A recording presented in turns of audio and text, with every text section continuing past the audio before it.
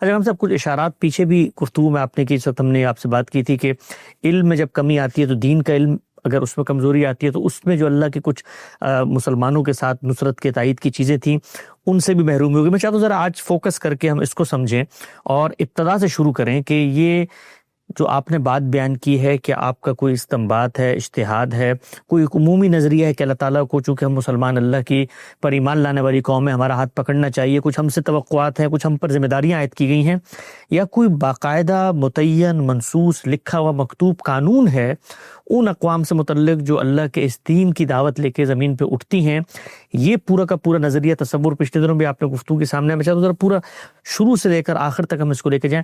سب سے پہلے مجھے بتائیں یہ قانون کہاں سے اخذ کیا گیا ہے؟ کیا یہ لکھا ہوا موجود ہے کہ ان قوموں کے ساتھ یہ معاملہ اللہ کرے گا، اور وہ معاملہ کیا ہے جو اللہ تعالیٰ کرے گا؟ میں نے اپنی کتابوں میں اس قانون کو بڑی تفصیل کے ساتھ بیان کیا ہے۔ یہ استفاء کا قانون ہے۔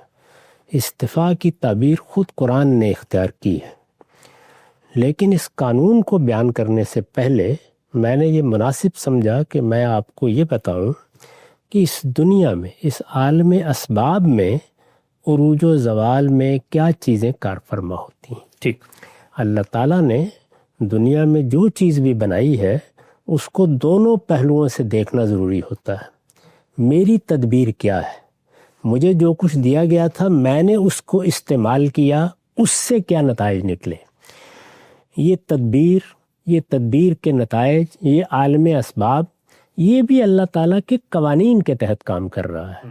جس طرح سے ہم عالم طبعی کا مطالعہ کرتے ہیں تو یہ معلوم ہوتا ہے کہ اس میں قوت کے ظہور کے قوانین کار فرما ہے، جن کو سائنس کی تعبیر میں حرکت کے قوانین کہا جاتا ہے۔ یہ قوت جب ظاہر ہوتی ہے تو جس طرح کچھ قوانین کی پابند ہے، اسی طریقے سے انسان جب معاملہ کرتے ہیں، جب ان کی تہذیب وجود پذیر ہوتی ہے، جب ان کی معیشت روبہ عمل ہوتی ہے، جب ان کے ہاں سیاسی نتائج نکلتے ہیں، جب ان کے ہاں سماج بنتا ہے، تو اس میں بھی کچھ قوانین کار فرما ہے۔ وہ قوانین اس طرح تو نہیں ہوتے کہ 2 اور 2 4 کی طرح ان کے نتائج دکھائے جا سکیں، لیکن فی الجملہ وہ بھی قوانین ہی کی طرح کام کرتے ہیں۔ یہ وہ قوانین ہیں جن کو آپ کہنا چاہیں تو کہہ سکتے ہیں کہ یہ بھی ایک نوعیت کے سنن ہے جس پر یہ دنیا بنائی گئی ہے۔ چنانچہ ہمارے تمام علوم کی بنیاد انہی قوانین کے مطالعے پر ہوتی ہے۔ ہم نے اس سے پیچھے جتنی گفتگو کی ہے وہ اصل میں ان قوانین کا حاصل تھا، یعنی وہ کیا قوانین ہے جو کسی بھی قوم کے ساتھ جب متعلق ہوتے ہیں تو اس سے بعد نتائج نکلتے ہیں۔ تو میں نے یہ عرض کیا تھا کہ جب کوئی قوم اپنے ذہین لوگوں میں کسی علم کی طلب پیدا کرتی ہے تو یہ فیصلہ کن ہو جاتا ہے وہ کون سا علم ہے جس کو انہوں نے اپنے اشتغال کا موضوع بنا لیا، وہ کون سا علم ہے جس میں وہ اب منہمک رہتے ہیں۔ ان کے بڑے لوگ، ان کے اباکرہ، تو ہم نے تجزیہ کر کے بتایا کہ اس امت کے اباکرہ یا اس امت کے ذہین لوگوں نے، اس کی غیر معمولی صلاحیت رکھنے والی شخصیات نے اپنا انتخاب کن علوم کو بنایا، اس پر ہم نے گفتگو کی۔ وہ ایک چیز تھی جو اس کا باعث بنی۔ پھر ہم نے علم میں یہ چیز دکھانے کی صحیح کی کہ مسلمانوں کے ہاں دین کا علم بھی ان کی شخصیت پر اثر انداز ہوگا۔ یہ بھی عمومی قوانین ہے، یعنی آپ کی تشکیل میں کیا عناصر کار فرما ہے۔ اگر ایک مسیحی قوم ہے، غیر مسیحیت اپنا کردار اس میں ادا کرے گی۔ اگر مسلمان قوم ہے تو اس میں بھی ادا کرے گی۔ مسلمان قوم ہے تو وہ اپنے مذہب کے بارے میں حساس ہوگی، کوئی بات اس کے بارے میں کرے گی، کوئی نقطہ نظر اختیار کرے گی۔ اگر کوئی دنیوی مسئلہ بھی پیش آیا تو مذہب سے استدلال کرے گی۔ اس کو اگر کوئی شریعت دی گئی ہے تو اس سے اس کا تعلق واضح ہوگا۔ یہ چیز بھی بالکل عمومی قوانین کے تحت ہے کہ اس میں پھر علم کو کہاں ہونا چاہیے۔ تو ہم نے دین کے علم کے بارے میں عرض کیا کہ اس میں محور و مرکز کی حیثیت قرآن مجید کو ہونی چاہیے۔ اگر وہ نہیں ہوگی تو اس سے علم میں پستی آئے گی، علم کی پستی پھر عمل پر بھی اثر انداز ہو جائے گی۔ یہاں تک بھی ہم عمومی قوانین کا ذکر کر رہے ہیں۔ یہی معاملہ اخلاق میں زیر بحث آیا۔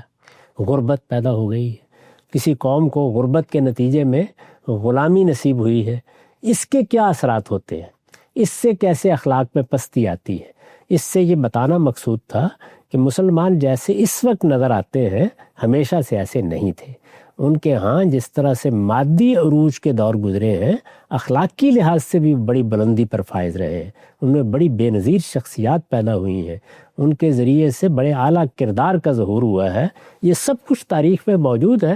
اس وقت ظاہر ہے کہ ہم وہ پوری تاریخ تو نہیں پڑھ کے سنا رہے تھے، تاہم اگر خرابی پیدا ہوئی اور اس وقت ہمیں مسلمان دوسری قوموں کے مقابلے میں، یعنی وہ قومیں جو برتری کے مقام پر فائز ہیں، دوسری قوموں کے مقابلے میں اجتماعی اخلاقیات میں پیچھے نظر آتے ہیں، تو اس میں کیا اسباب ہیں؟ تو متعین کر کے میں نے یہ بتایا کہ وہ غربت اور غلامی ہے، غربت اور محکومی، یہ پوری شخصیت پر دونوں چیزیں اثر انداز ہوتی ہیں اور بحیثیت مجموعی اخلاقی پستی پیدا کر دیتی ہیں۔ اس میں میں نے عرض کر دیا تھا کہ جیسے علم کے معاملے میں جب ہم گفتگو کر رہے ہیں تو مستثنیات وہاں بھی ہوں گے، اسی طرح عمل کے بارے میں یا اخلاق کے بارے میں گفتگو کریں گے تو یہاں بھی مستثنیات ہوں گے، اور اس دنیا میں انسانوں پر یکساں عوامل سے نتائج نہیں نکلتے، اس میں بہت سی چیزیں ہوتی ہیں۔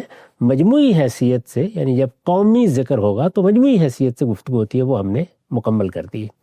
اس کے بعد اب یہ جو مسلمان قومیں ہیں، یعنی ان میں یہود کا ذکر ہوا تھا، اسی طریقے سے مسیحی ہیں، اسی طریقے سے ہم جو مسلمان ہی کہلاتے ہیں۔ یہ جو قومیں ہیں جنہوں نے اپنے آپ کو پیغمبروں سے وابستہ کر رکھا ہے، یا جن کو ابراہیمی مذہب کی اقوام کہا جاتا ہے، کیا ان کے لیے کوئی خصوصی قانون بھی ہے؟ تو اس کا جواب یہ ہے کہ یقیناً ہے۔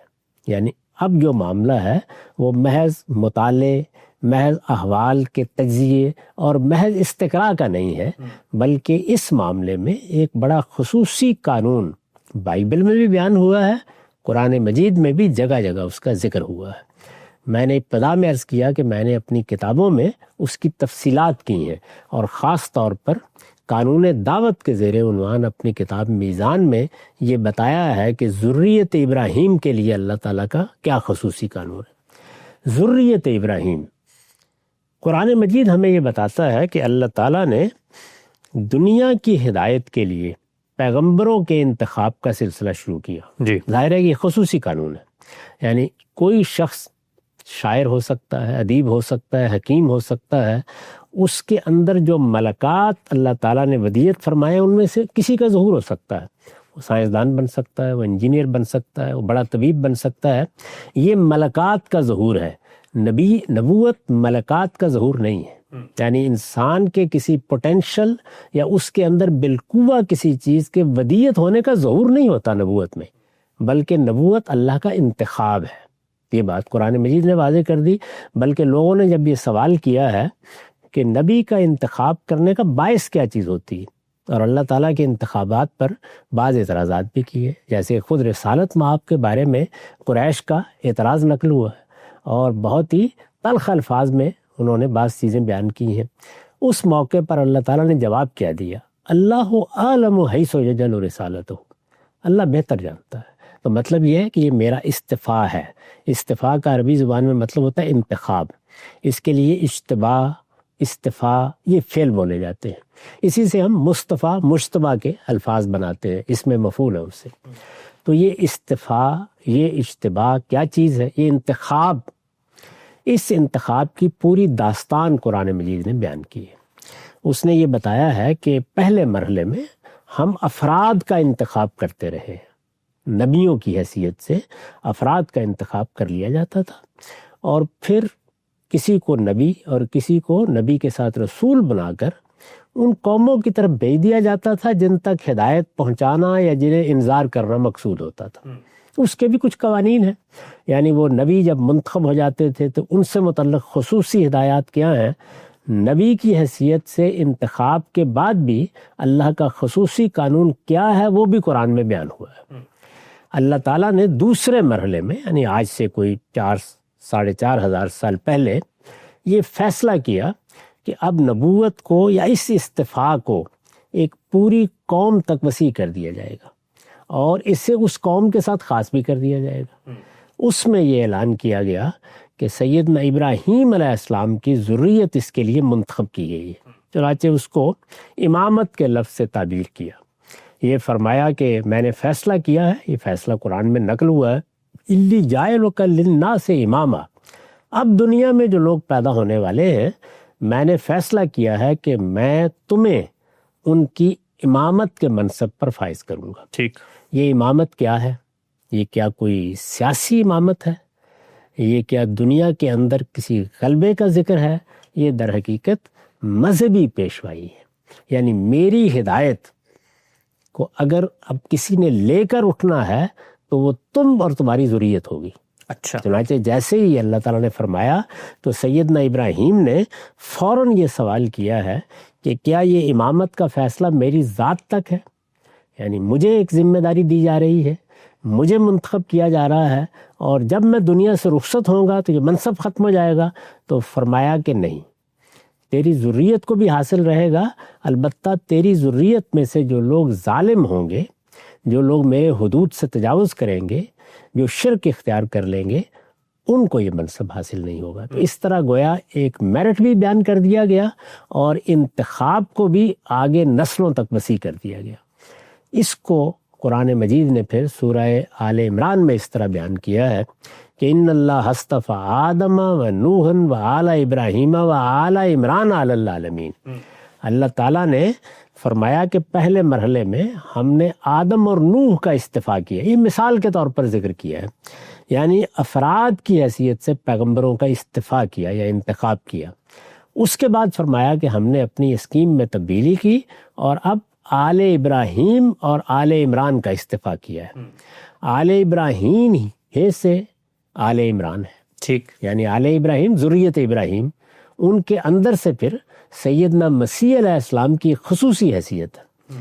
ان کے ذریعے سے ایک دور ختم ہوا ہے اور دوسرے دور کی ابتدا ہوئی ہے۔ تو وہاں پھر ذکر کیا کہ اب ہم نے آل عمران کو، یعنی مسیح کو، مسیح کے خاندان کو، اب جو لوگ مسیح پر ایمان لائیں گے ان کا استفاع کر دیا ہے۔ تو اس طریقے سے گویا ایک جماعت کا استفاع آل کے لفظ سے بیان کیا گیا، پوری کی پوری ذریت یا اولاد ابراہیم، سادہ لفظوں میں کہہ لیجئے، اس کا انتخاب ہے۔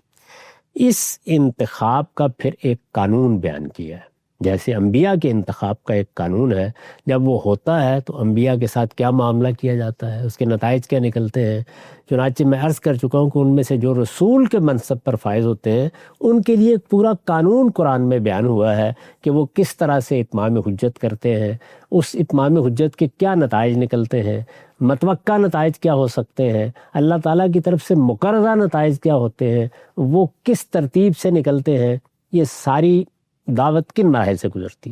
اس پر ہم اس سے پہلے یہاں بھی گفتگو کر چکے ہیں اور اعتراضات سیریز میں بھی بڑی تفصیل کے ساتھ قانون اتمام حجت کی وضاحت کر چکے ہیں۔ جی، اسی طرح کا ایک دوسرا قانون یہ بھی ہے، یعنی ذریت ابراہیم کا انتخاب ہو گیا۔ ذریت ابراہیم کا انتخاب ہوا گیا تو اب ظاہر ہے کہ انبیاء علیہ السلام کے لیے تو نبوت کا لفظ استعمال ہوتا ہے یا نبی کا لفظ استعمال ہوتا ہے، ان کے لیے بھی قرآن نے ایک تعبیر اختیار کی ہے، وہ کیا ہے؟ شہادت کا منصب۔ یعنی ہم نے ان کا اجتباء کیا ہے، ان کا انتخاب کیا ہے، اور اب یہ شہادت کے منصب پر فائز ہے، یعنی یہ خدا کے دین کی گواہی دیں گے، ان کو پیغمبر دین دیں گے، ان تک خدا کے پیغمبر دین پہنچائیں گے، اور یہ آگے پھر قومی حیثیت سے لوگوں کے لیے اس دین کی گواہی دیں گے۔ اس میں یہ نتیجہ بھی نکل آیا کہ یہی لوگ ہیں جن تک اب نبوت بھی خاص رہے گی۔ تو اس طریقے سے استفاع کے اس پہلو کو جب بیان کر دیا تو اب بتایا کہ ان کے لیے قاعدہ کیا ہے۔ یہ ہم اس سے پہلے بھی بیان کر چکے ہیں اور کئی مرتبہ اس نشست میں بھی اس کی وضاحت ہو چکی ہے جی، کہ اللہ تعالیٰ نے قوموں کا محشر یہی دنیا بنا رکھی ہے، یعنی ہمارے لیے ایک محشر برپا ہونا ہے۔ انبیاء علیہ السلام قیامت کی منادی کرتے ہیں، وہ قیامت کیا؟ وہ یوم الدین ہے، یعنی وہ جزا و سزا کا دن ہے۔ اس دنیا میں ہمیں مہلت دی گئی ہے، نتائج یہاں بھی نکل آتے ہیں کبھی، یعنی ایک مکافات کا قانون یہاں بھی کام کرتا رہتا ہے، لیکن وہ قانون حتمی نہیں ہوتا، یعنی یہ ضروری نہیں ہے کہ نتیجہ نکل آئے۔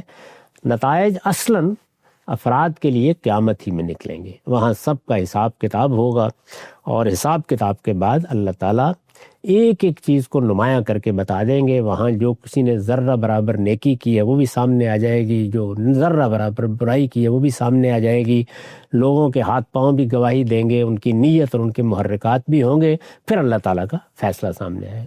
قوموں کے معاملے میں اللہ تعالیٰ نے قرآن مجید میں یہ بتایا ہے کہ ہم قوموں کو دنیا کے مسرح پر نمودار کرتے ہیں، وہ آتی ہیں منصہ عالم پر نمودار ہو کے اپنا کردار ادا کرتی ہیں، اور اس کے بعد ان کا حشر یہیں برپا ہو جاتا ہے۔ وہ دو صورتوں میں بیان کیا ہے کہ مہلکوہا اور معذبوہا، یعنی یا اللہ تعالیٰ ان کو قوانین کے تحت ہلاکت کے سپرد کر دیتے ہیں، جیسے ایک انسان پیدا ہوتا ہے، وہ شیب و شباب کے مراحل سے گزرتا ہے اور اس کے بعد وہ رخصت ہو جاتا ہے، تو قومیں بھی اسی طریقے سے ختم ہو جاتی ہیں، کسی کے لیے ابدیت نہیں ہے یہاں۔ اس کے ساتھ یہ بھی بتا دیا ہے کہ جن قوموں کی طرف رسولوں کی بعثت ہوتی ہے ان پر پھر دنیا میں عذاب استیصال آ جاتا ہے، یعنی جیسے قوموں کی ہلاکت بتدریج ہوتی ہے ان کے بارے میں اللہ کا فیصلہ صادر ہوتا ہے اور عذاب استیصال آتا ہے۔ عذاب استیصال کا مطلب یہ ہے کہ ایک قوم کو دنیا سے مٹا دیا گیا، اس کا خاتمہ کر دیا گیا۔ چنانچہ قرآن مجید نے ان قوموں کی حکایات سنائی ہیں اور یہ بتایا ہے کہ یہ قوم عاد کے ساتھ یہ ہوا، قوم نوح کے ساتھ ہوا، قوم صالح کے ساتھ ہوا۔ ان قوموں کی سرگزشت بھی قرآن مجید میں بیان ہو گئی۔ یہ جو ذریت ابراہیم ہے اس کے بارے میں بھی اللہ تعالیٰ نے یہ بتایا ہے کہ ایک تو قوموں کے ساتھ جو معاملہ ہو رہا ہے وہ ہو رہا ہے، اس معاملے میں بھی لازم نہیں ہے کہ سارے نتائج 2 اور 2 4 کی طرح نکلیں یا طبعی قوانین کے نتائج کی طرح نکلیں، یہ لازم نہیں ہے۔ ذریت ابراہیم کے بارے میں البتہ ایک خصوصی قانون ہے جزا و سزا کا جو دنیا ہی میں کار فرما ہے، اس قانون کی وضاحت کی ہے۔ یہ بتایا ہے کہ ہم نے تمہارا انتخاب کر لیا ہے، جب ہم نے تمہارا انتخاب کیا ہے تو اب دنیا میں جو چیز عالم اسباب میں درکار ہے وہ تو تمہیں میسر کرنی ہے ہر حال میں، اس کے ساتھ ہماری طرف سے کیا ہوگا، یعنی اللہ تعالیٰ کیا کریں گے، اسی کو قرآن مجید نے بھی جگہ جگہ بیان کیا ہے کہ یہ اسباب ہیں، یہ تمہیں فراہم کرنے ہیں، یہ ضروریات وہ ہیں جو تمہیں پوری کرنی ہے، اس کے بعد پھر میری نصرت شامل ہوتی ہے، میری مدد آتی ہے۔ یہ نصرت، یہ مدد، یہ ایک خصوصی قانون ہے۔ وہ مدد کس طرح آتی ہے اس کے بارے میں یہ بتایا گیا ہے کہ ایک طرف اللہ تعالیٰ تمہارے لیے معیشت کے اسباب پیدا کرتا ہے، یعنی اب یہ نہیں ہے کہ ہم ہاتھ پر ہاتھ دھرے بیٹھے ہوں گے، نہیں، جو اسباب ہم نے میسر کرنے وہ ہم کریں گے، لیکن اللہ تعالیٰ کی طرف سے جو نتیجہ ہے وہ غیر معمولی ہو جائے گا۔ یہ ذریت ابراہیم کے لیے بیان فرمایا۔ اس کو اس طرح بیان کیا ہے کہ وَلَوْ أَنَّهُمْ أَقَامُوا التَّوْرَاةَ وَالْإِنْجِيلَ لَأَكَلُوا مِنْ فَوْقِ رَأْسِهِمْ وَمِنْ تَحْتِ أَرْجُلِهِمْ، یعنی یہ تورات و انجیل تمہیں دی گئی ہے، اگر تم اس پر عمل پیرا رہتے ہو۔ اب یہ دیکھیے کہ ایک تو یہ ہے نا کہ دنیا کے اندر جو اللہ کے عمومی قوانین ہیں ان کی پیروی کرتے ہو تو وہاں کچھ نتیجے نکلیں گے۔ تورات و انجیل یہاں اس سے آگے ایک چیز بیان کی ہے، یعنی وہ اسباب میسر ہو گئے، وہ چیزیں تمہارے پاس ہیں، اگر اس کے ساتھ، یعنی اس سے الگ نہیں، اس کے بغیر نہیں، اگر اس کے ساتھ تم اللہ تعالیٰ کی جو کتابیں تم پر نازل کی گئی ہیں ان پر عمل پیرا ہوتے ہو تو اس کے نتیجے میں اللہ تعالیٰ اپنی خصوصی عنایت سے رزق عطا کرے گے۔ یعنی ظاہر ہے کہ معیشت بنیاد ہے، زندگی میں پہلے آپ کو معاشی خوشحالی حاصل ہوتی ہے تو اللہ تعالیٰ کی عظیم رحمت کا ظہور ہوتا ہے، یعنی غربت ختم ہوگی، تمہارے پاس غیر معمولی اسباب آ جائیں گے۔ وہ اسباب ہیں جن کو اس طرح تعبیر کیا ہے کہ آسمان اپنے دفینے برسا دے گا، زمین اپنے خزانے اگل دے گی، لَأَكَلُوا مِنْ فَوْقِ رَأْسِهِمْ وَمِنْ تَحْتِ أَرْجُلِهِمْ، یہ گویا اس کا نتیجہ۔ اس نتیجے کو پھر بائبل میں اگر آپ کتاب استثناء کو دیکھیں تو بڑی تفصیل سے بیان کیا ہے کہ قومی حیثیت سے تمہاری کھیتیاں بارآور ہوں گی، تمہارے درختوں پر پھل آئیں گے، بارشیں ہوں گی اور اس کے نتیجے میں کبھی قحط نہیں دیکھو گے۔ پھر بتایا ہے کہ دنیا میں جتنی قومیں ہیں وہ اگر تمہاری طرف میلی آنکھ سے دیکھیں گی تو ہم تمہاری طرف سے ان کا مقابلہ کریں گے، وہ قومیں گاجر مولی کی طرح کاٹ کے رکھ دی جائیں گی۔ تو یہ ساری باتیں بڑی تفصیل سے اس میں بیان ہوئی ہیں، کوئی شخص اگر ان کو دیکھنا چاہے تو بائبل کی کتاب استثناء کے آخری ابواب میں دیکھ سکتا ہے۔ ایک طرف یہ پہلو، اس کے ساتھ یہ بتا دیا گیا کہ یہ چیزیں جو میں دوں گا تمہیں اس کا ایک تقاضا ہے، وہ تقاضا کیا ہے؟ وہ یہ ہے کہ تمہیں میرا شکر گزار ہو کر رہنا ہے، اور میری شکر گزاری زبان سے بھی ہے، میری نعمتوں سے متعلق تمہارے عمل سے بھی اس کا ظہور ہونا چاہیے، اور سب سے بڑھ کر میرے دین اور میری شریعت کے ساتھ جو عہد تم نے باندھا ہے اس کی پیروی ہونی چاہیے۔ یہ باتیں بھی بڑی تفصیل سے وہاں بیان کی گئی ہیں. قرآن مجید نے اس کو ایک آیت میں سمیٹ کر بیان کر دی ہے. وَلَوْ أَنَّهُمْ أَقَامُوا التَّوْرَاةَ وَالْإِنْجِيلَ کہ تمہارے ہاتھ میں کیا ہے؟ تورات اور انجیل ہے. تم اگر اس پر عمل پیرا ہوگے، اس کی مراجعت کرو گے، اس کو محکم پکڑو گے، اس کو محور و مرکز بناؤ گے، تو اس کا نتیجہ یہ نکلے گا. اس سے پہلے میں عرض کر چکا کہ مسلمانوں سے ان کے دین کے علم میں بھی اسی چیز کا تقاضا کیا گیا ہے. یعنی کتاب کی اقامت، کتاب پر عمل پیرا ہونا، کتاب کو محور و مرکز بنانا، کتاب تمہارے ہاں حکومت کر رہی ہو، یہ حیثیت اگر اس کو دو گے تو تمہارے لیے معاشی خوشحالی کے دروازے کھول دیے جائیں گے. یہ اللہ تعالیٰ کی نعمت. لیکن اگر ایسا نہیں کرو گے، ناشکری اختیار کرو گے، یہ شکر اور ناشکری قرآن مجید کی جامع تعبیرات ہے. یہ اللہ تعالیٰ کے ساتھ ہمارے تعلق کو بیان کرتی ہیں. یعنی میرا پروردگار ہے، اس نے مجھے اسباب دیے، اس نے مجھے عقل دی، اس نے مجھے علم دیا، میں نے اس کو استعمال کیا، اس کے بنائے ہوئے قوانین کی پیروی کی. اس نے عنایت مزید یہ فرمائی کہ پیغمبروں کے ذریعے سے میری ہدایت کا اہتمام کیا. اس نے اپنی کتابیں نازل کی کہ میں دین کے معاملے میں کسی غلطی میں نہ پڑ جاؤں. جو دین میرے اندر ودیت کیا گیا تھا اس کی تفصیلات مجھے میسر آ گئیں، میں اللہ کی اس نعمت کا بھی شکر کروں. دیکھیے اس کو اللہ تعالیٰ اپنی بڑی نعمت کے طور پر بیان کرتے ہیں. چنانچہ قرآن مجید کے بارے میں بھی اور دین کی ہدایت کے بارے میں بھی کیا فرمایا ہے کہ الیوم اکملت لکم دینکم واتممت علیکم نعمتی. میں نے آج اپنا دین بھی مکمل کر دیا اور اپنی نعمت کو بھی پورا کر دیا، نعمت کا بھی اتمام کر دیا. یہ اتمام نعمت ہے. یعنی اللہ نے جو نعمت ہمیں ہدایت کی دی ہے اس کے ساتھ ہم پیدا ہوتے ہیں، لیکن وہ نعمت بالاجمال ہے. یوں سمجھیے کہ وہ بیج کی طرح ہوتی ہے. اس کو ایک درخت بنا دینا، اس کو میں برگ و بار آ جائیں، وہ ایک لہلہاتا ہوا گلستان بن جائے، یہ پھر انبیاء علیہم السلام آ کے کرتے ہیں. تو انبیاء علیہم السلام کے ذریعے سے جب یہ اتمام نعمت ہو گیا، اتمام نعمت کا لازمی نتیجہ کیا ہے؟ شکر گزاری. اور شکر گزاری زبان سے بھی ہونی چاہیے. زبان سے شکر گزاری تسبیح و تحمید کی صورت میں ہوتی ہے، خدا کو یاد کرنے کی صورت میں ہوتی ہے، اللہ تعالیٰ کے سامنے سجدہ ریز ہو جانے کی صورت میں ہوتی ہے. اور عمل سے، یعنی عمل میں کوتاہی نہ ہو، انسان سے غفلت ہو جائے تو فوراً وہ تنبہ اختیار کرے، اللہ تعالیٰ کی طرف اس کا رجوع ہوتا رہے، وہ اپنی غلطیوں پر ندامت محسوس کرے اور معافی مانگتا رہے. اور قومی حیثیت سے، یہاں یہ ظاہر ہے کہ فرد زیر بحث نہیں ہے، قوموں کی حیثیت سے زیر بحث ہے. تو ان قوموں سے مراد یعنی ذریت ابراہیم کی اقوام. ظاہر ہے جیسے جیسے زمانہ گزرے گا اقوام بنتی جائیں گی. اس وقت بھی دنیا کے نقشے پر یہ تینوں بالکل الگ الگ کھڑی ہیں، یہود، نصارہ یا مسیحی اور مسلمان. تو تینوں کے بارے میں اللہ تعالیٰ نے یہ فرمایا کہ ان کا انتخاب کیا گیا ہے. اور جب ان کا انتخاب کیا گیا ہے تو یہ صورتحال ان کی ہوگی. یعنی اگر یہ میرے دین کی پیروی کریں گے، اور وہ اسباب الگ ہیں، ان اسباب کے نتائج ہر حال میں نکلنے ہیں، وہ اگر ہوگا تو اس کے نتیجے میں یہ رحمتیں اپنی نازل کروں گا، یہ اپنا کرم فرماؤں گا، معیشت کے معاملے میں یہ چیزیں ہوں گی.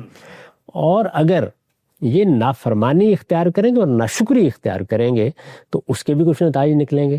اس میں یہ بتایا ہے کہ سخت گرفت ہو جائے گی. یعنی اللہ تعالیٰ پھر ان کے معاملے میں مؤخر نہیں کریں گے صورتحال کو، پھر سخت گرفت ہو جائے گی. یہ گرفت عذاب استیصال کی صورت پہ نہیں ہوگی، یعنی قومیں رہیں گی، اب قیامت تک ان کو رہنا ہے، ان قوموں کو ختم نہیں کیا جائے گا. ذریت ابراہیم کے لیے قیامت تک کا وقت ہے. یہ آپس میں جو جی چاہے کریں، جیسے معاملات بھی ہوں، بہرحال اپنی ذمہ داریاں انجام دیتی رہیں گی اور دنیا کے نقشے پر موجود رہیں گی. انہی کے ساتھ دنیا کو ختم ہونا ہے. یہ آخری اقوام ہے. تو یہ فرمایا کہ ان کا معاملہ یہ ہے کہ اللہ تعالیٰ عذاب استیصال تو ان پر کبھی وارد نہیں کریں گے، یعنی یہ مٹائی نہیں جائیں گی، ایسا عذاب نہیں آئے گا. لیکن جو سزا کی نوعیت کا عذاب ہے وہ پھر اس کے بعد آئے گا، جس وقت یہ نافرمانی کریں گے. اور ظاہر ہے کہ اس میں کیا ہوگا، وہ آئے گا، آنے کے بعد پھر کچھ رجوع ہوگا، پھر کچھ مہلت ملے گی. وہ مہلت ملے گی، اسے پھر دیکھا جائے گا کیا فائدہ اٹھاتے ہیں، کیا اس کی طرف رجوع نہیں کرتے، اس کے پھر ظاہر ہے کہ نتائج نکلیں گے. تو اس کو دیکھیے وہاں یعنی بائبل میں کتاب استثناء میں تو بڑی تفصیل کے ساتھ بیان کیا ہے. یعنی قومیں کیا کریں گی، تم مقروض کس طریقے سے ہوگے، کس طرح تمہارے لیے دنیا میں جینا مشکل ہو جائے گا. وہی قومیں جو تم سے ایک روب کی کیفیت میں رہ رہی تھیں، تمہاری ہیبت سے کانپ رہی تھیں، وہی قومیں تم پر چڑھ دوڑیں گی. وہ سب بیان کر دیے وہاں پہ. یعنی شکر کے کیا نتائج نکلیں گے اور کفران نعمت کے یا ناشکری کے کیا نتائج نکلیں گے۔ قرآن مجید نے اس کو سورہ ابراہیم میں بطور قانون بیان کیا ہے اور یہ بتایا ہے کہ اس قانون سے ہم نے ابتدا ہی میں باخبر کر دیا تھا، موسیٰ علیہ السلام کے ذریعے سے باقاعدہ حوالہ دے کر یہ بتایا ہے۔ تو اس میں یہ ارشاد ہوا ہے، یہ سورہ ابراہیم کی آیت 7 ہے، اس میں یہ بتایا گیا کہ استاذن ربکم، یعنی یاد کرو وہ وقت جب تمہارے پروردگار نے تمہیں خبردار کر دیا تھا۔ کس چیز سے خبردار کیا تھا؟ لئن شکرتم لازیدنکم، اگر میرے شکر گزار ہو کر رہو گے تو جو میں نے دیا، ظاہر شکر گزاری ہوگی اس پر، میں اس میں اضافہ کرتا چلا جاؤں گا، یعنی وہ اور بڑھتا جائے گا۔ وہ کیا ہوگا؟ ظاہر معاشی خوشحالی ہوگی، اقتدار ہوگا، دنیا کے اندر رفت ہوگی، یہی چیزیں ہوگی نا جن کا انسان طالب ہوتا ہے۔ تو فرمایا وَلَئِن شَكَرْتُمْ لَأَزِيدَنَّكُمْ، اگر میرے شکر گزار ہو کر رہو گے تو میں اس میں اضافہ کرتا جاؤں گا۔ وَلَئِن كَفَرْتُمْ إِنَّ عَذَابِي لَشَدِيدٌ، اور اگر ناشکری اختیار کرو گے تو پھر میرا عذاب بھی بڑا سخت ہوگا، یعنی پھر عذاب کا تازیانہ تمہاری پیٹھ پر برسے گا۔ یہ قانون قرآن مجید نے 2 لفظوں میں بیان کر دیا، بائبل میں اس کی تفصیلات ہے۔ اس آیت کے تحت اگر لوگ بائبل تک رسائی نہ رکھتے ہوں تو مولانا سید ظفر اللہ صاحب مودودی کی تفہیم القرآن میں وہ سارے اقتباسات دیکھ سکتے ہیں، یعنی انہوں نے ان تمام چیزوں کو وہاں جمع کر دیا کہ دیکھیے یہی قانون ہے، یعنی شکر اور ناشکری کے اس ذریت ابراہیم کے لیے کیا نتائج ہوں گے، وہ بائبل میں کس طریقے سے بیان ہوئے ہیں، اس سے ایک پوری تصویر سامنے آ جاتی ہے۔ یہ وہ خصوصی قانون ہے جس خصوصی قانون کے تحت اللہ تعالیٰ جن قوموں کا استفاع کرتا ہے، اور یہ بات کہ جن قوموں کا استفاع کرتا ہے وہ یہی قومیں ہیں، ذریت ابراہیم ہے، تو ذریت ابراہیم کے لیے اللہ تعالیٰ نے یہ فیصلہ کر رکھا ہوا ہے۔ چنانچہ ان کی پوری تاریخ اسی بات کی شہادت دیتی ہے۔ میں نے ابتدا ہی میں یہ اشارہ کیا تھا کہ مسلمانوں کے معاملات کو سمجھنے کے لیے ہمیں بنی اسرائیل کی تاریخ پڑھنی چاہیے۔ ایک ہی قانون ہے، ایک ہی منصب ہے جس پر فائز کیے گئے ہیں۔ ان کے معاملے میں اللہ تعالیٰ نے یہ اہتمام کیا ہے کہ اپنی کتاب میں یعنی قرآن مجید میں اس پورے قانون میں کیا مراحل آئے، کیا صورتحال پیدا ہوئی، یعنی بائبل میں جب وہ تورات میں بیان ہوا ہے تو وہاں تو یہ بیان کیا گیا قانون کیا ہے۔ اس کے بعد خود بائبل بھی بیان کرتی ہے کہ اللہ تعالیٰ نے اگر سزا کبھی دی تو کس طرح دی، اور اگر جزا دی تو کس طرح سے دی، وہ پھر آگے تاریخ بیان کرتی ہے پوری۔ تو قرآن مجید نے بھی یہ پوری تاریخ جگہ جگہ بیان کی ہے۔ آپ سورہ بقرہ میں دیکھیے، سورہ آل عمران میں دیکھیے، سورہ نساء میں دیکھیے، مائدہ میں دیکھیے، وہ قانون کے طور پر بیان ہوا ہے، اور تاریخ کے طور پر بھی یہ ساری بات بیان کی گئی ہے کہ اس میں کیا مراحل آتے ہیں، کس طرح کی صورت ہوتی ہے۔ بڑے بڑے معاملات جو ہوئے ان کی طرف میں نے اشارہ کیا تھا، ان کو آپ یاد کر لیجئے۔ وہ یہ تھا کہ ان کا جو پہلا دور ہے وہ کم و بیش 1000 سال کا، یعنی جب سیدنا موسیٰ کی بعثت ہوئی، انہوں نے قومی حیثیت سے اپنی ذمہ داریاں انجام دینا شروع کی۔ 1000 سال تک معاملات میں نشیب فراز رہے، لیکن بہرحال بعثیت مجموعی ان کا رویہ ایسا نہیں رہا کہ انہیں کوئی بڑی سزا دی جائے۔ چھوٹی چھوٹی تنبیہات وہ ہوتی رہتی ہیں قوموں کے ساتھ، لیکن ایک بڑی سزا کا موقع اس وقت آیا جب نبوکدنضر نے ان پر حملہ کیا، بابل کے حکمران نے۔ اور اس کے بعد قرآن سورہ بنی اسرائیل میں بیان کرتا ہے کہ بالکل یہی صورتحال ہوئی جس طرح سے کسی قوم کے اوپر کوئی طوفان کا ریلا آ جاتا ہے۔ وہ آئے، انہوں نے آ کے یروشلم کی اینٹ سے اینٹ بجا دی، ہیکل کو زمیں بوس کر دیا، اور اس پوری قوم کو اسیر بنا لیا۔ وہ اگرچہ یہ جو زوال کا زمانہ یہ تو 200-250-300 سال کا ہے، لیکن 71 سال اس میں وہ ہیں جس میں یہ بالکل اسیر بنا لیے گئے، یعنی ان کو غلامی میں اللہ تعالیٰ نے ڈال دیا۔ اور پھر اس کے بعد سائرس نے ان کو دوبارہ آ کے آباد کیا۔ تو یہاں کیا ہوا، یعنی جب تم نے ناشکری کی تو اس طرح تمہیں ہم نے سزا دی، اور جب پھر تم ندامت کے ساتھ تائب ہوئے، تم نے اللہ کی طرف رجوع کیا، تو پھر ہم تم کو لوٹا لائے۔ پہلے ہم نے سزا دینے کے لیے نبوکدنضر کی افواج کو اٹھایا، اور پھر اس کے بعد ہم نے تمہیں آباد کرنے کے لیے سائرس کو اٹھایا۔ تو اللہ تعالیٰ نے یہ بتا دیا کہ شکر کا نتیجہ تمہارے معاملے میں یہ نکلے گا، اور کفران نعمت کا یا ناشکری کا نتیجہ تمہارے معاملے میں یہ نکلے گا۔ تو قرآن مجید وہاں یہ کہتا ہے کہ اگرچہ وہ حملہ ہوا تم پر، وہ جائز تھا ناجائز تھا وہ اس کے لحاظ سے دیکھا جائے گا، ہمارے لحاظ سے یہ تھا کہ ہم اپنے بڑے سخت قوت رکھنے والے بندوں کو اٹھا کے لائے، عباد لی اولی باسن شدید، اور انہوں نے تمہیں آ کے سزا دے دی. یعنی ان کی طرف سے تو جواز عدم جواز زیر بحث آئے گا، تمہارے لیے وہ سزا تھی. تو اس سزا کو قرآن مجید نے بیان کیا اور کہا کہ پہلی بار یہ ہوا. پھر اس کے بعد ان کو مہلت دی گئی. اس مہلت سے انہوں نے فائدہ اٹھایا، اپنی صورتحال کو بہتر کیا، تورات کو دوبارہ مرتب کیا، ہیکل کو دوبارہ تعمیر کیا، اور پھر اس کے بعد اپنی زندگی کی ابتدا کی. یہ عرصہ پھر کوئی کم و بیش 500 سال کا ہے، یعنی پہلے 1000 سال، پھر کوئی 500 سال کا عرصہ ہے. اس 500 سال کے بعد پھر اللہ تعالیٰ نے سیدنا مسیح کو مبعوث کیا، اور آخری مرتبہ ان کی سرکشی پر انہیں تنبیہ کی. اس سخت تنبیہ کے بعد پھر فرمایا کہ تم نے مسیح کا انکار کر دیا، بلکہ تم ان کو صلیب دینے کے لیے آمادہ ہو گئے. تمہاری پوری مذہبی پیشوائیت اسی جرم کا ارتکاب کرنے کے لیے کھڑی ہو گئی. پھر اللہ نے فیصلہ کیا کہ اب تمہیں دوبارہ سزا دی جائے. تو دوسری سزا کا ذکر سورہ بنی اسرائیل میں کیا، وہ ہے جو ٹائٹس نے ان کو دی، یعنی رومی حکمرانوں نے. انہوں نے آ کے پھر بالکل وہی کیا جو اس سے پہلے نبوکدنضر نے کیا تھا. یعنی اب رومی ان پر پل پڑے، اسی طریقے سے ان کو اٹھا لیا گیا، اسی طرح سے ہیکل کی اینٹ سے اینٹ بجا دی گئی، اسی طرح سے یروشلم میں ان کی تمام تعمیرات اور ان کے تمام خدم و حشم ختم ہو گئے، اور یہ قوم پھر ایک مرتبہ دنیا سے اٹھائی گئی اور دنیا میں بکھیر دی گئی. یعنی اس کے ساتھ معاملہ یہ ہوا کہ یہ گویا ہمیشہ ہمیشہ کے لیے اپنے وطن سے نکال دی گئی. یہ صورتحال بن گئی. یہ دوسری مرتبہ کی گرفت ہے ان کے ساتھ. اس کے ساتھ اللہ تعالیٰ نے 2 اور اعلانات کر دیے. یعنی ایک تو یہ عمومی قانون تھا، عمومی قانون یعنی جو بنی اسرائیل کے لیے خصوصی قانون یا ذریت ابراہیم کے لیے خصوصی قانون ہے. اس کے ساتھ اب ایک اور چیز کا اعلان کر دیا کہ چونکہ تم نے میرے بھیجے ہوئے پیغمبر کے ساتھ یہ معاملہ کیا ہے، تو اب مسیح کے ماننے والے قیامت تک تم پر غلبہ رکھیں گے. اچھا. چنانچہ اس کو بیان کیا جب سیدنا مسیح کے بارے میں یہ واضح ہو گیا کہ یہود ان کو قبول کرنے کے لیے تیار نہیں ہیں، تو اس موقع پر پھر اعلان کیا. اور دیکھیے وہ کیا اعلان ہے. فرمایا کہ انی متوفیک، ہم آپ کو وفات دیں گے، اور اس کے بعد رافع کا الیہ، اپنی طرف اٹھا لیں گے.